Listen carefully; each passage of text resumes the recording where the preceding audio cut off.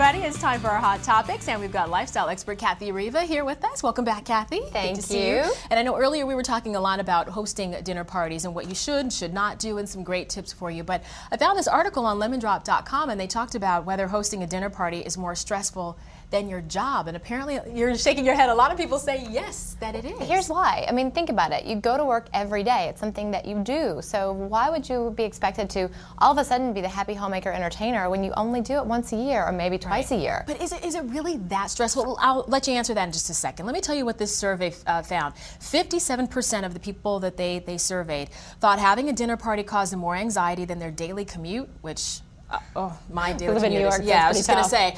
A quarter of them said they would be less freaked out by a job interview. 36% said that they typically fret over what's going on in the kitchen, the fiascos and so forth and so on. And 33% actually get worried about their guests starting to yawn. Are people really this seriously worried about what's going to happen at the dinner party? They are. I've definitely seen it even in my own family. You know, people, they have this great ideal. They want to please everyone at the table, and oftentimes these parties are very big, and it's a full-time job. I mean, I work every day, and I have a staff that helps me. So, I mean, could you imagine doing it all by yourself all the time? So do you think it's because people have unrealistic expectations about entertaining their friends? Is that really what it boils down to? They do, and they need to, my advice is to focus on what's really impactful and important. So I would say the host being happy is the most important thing.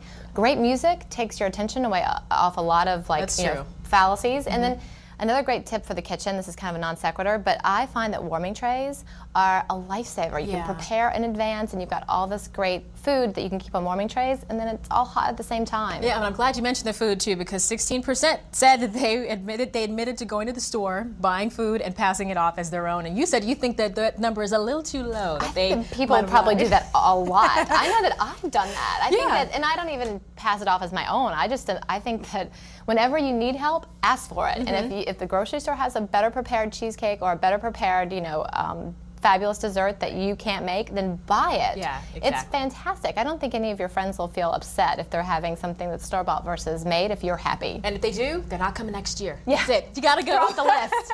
They're off the list. The next thing that's also stressful is the holiday work party too. Again, something that most people do every single year, but you feel like you kind of got it down pat, but there's always some new rules that come out.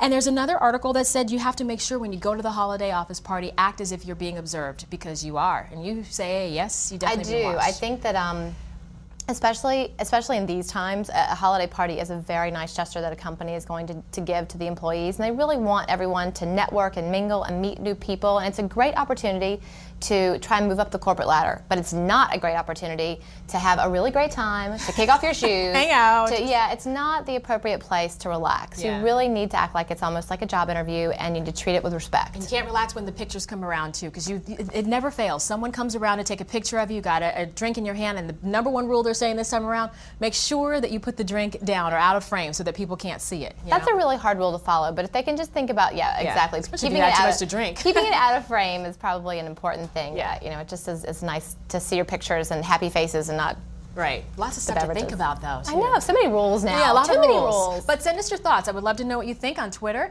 BTV host Audra, and definitely we'll read them on the air and respond to them as well, too. Just want to know what you guys think about this. Thank you so much, Cathy. Great being here. All right, we'll be right back.